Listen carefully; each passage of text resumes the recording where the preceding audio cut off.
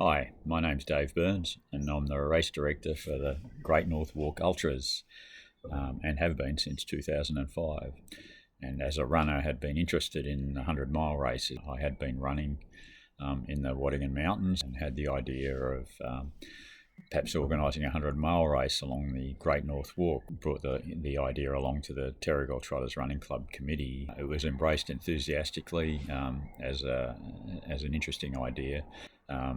In particular, Kevin Andrews, who is the elder of the club, embraced it enthusiastically, and Joe Ridley and Graham Ridley in particular also came on board. So the idea was born in 2005, and the first event had just 13 runners. We had a 100-kilometre event as well. It started at Terrigal, the 100 kilometres finished at Yarramalong, and the 100 miles finished on Patonga Beach, which turned out to be an excellent choice for a finishing location. We didn't actually know whether anybody would finish. Could run 100 miles along that track. We didn't know how hard it was, but it was a great relief when David Ward, the initial winner, appeared on the beach at Patonga and finished, and the race, mainly through word of mouth, became of great interest to the ultra running community in Australia, and it became a great event. One of the attractions, of course, was the point-to-point nature of the course. It started at up near Newcastle, and it was a journey southwards along the Great North Walk to Patonga. Permissions from the various authorities became more and more challenging for the event, and we soon realised around 2018 that it was going to become too burdensome to get traffic control permissions from the four councils that we had to deal with then, as well as Forest New South Wales and the national parks, but the latter two are always helpful.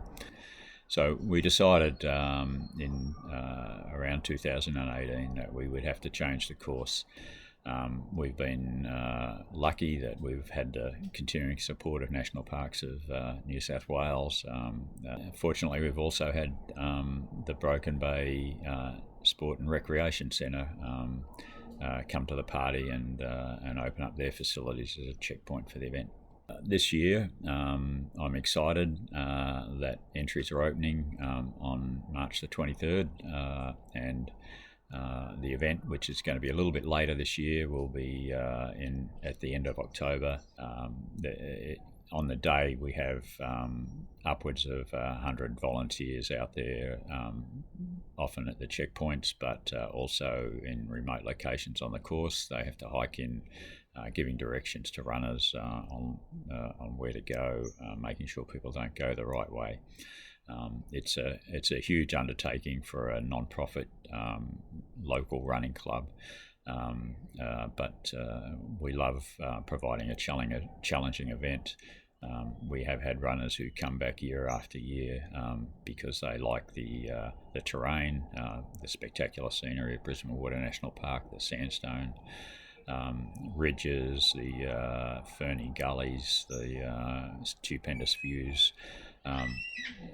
So we're and also they like the grassroots feel of the event. We are an all-volunteer event.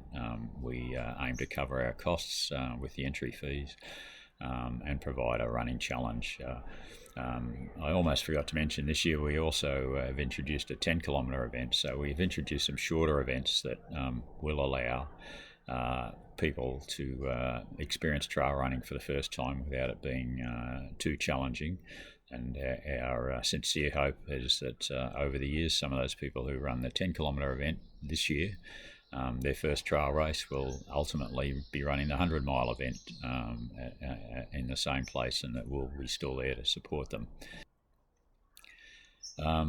So that's a brief summary of the history of the event and what we're looking forward to for this year, and we hope to see you there.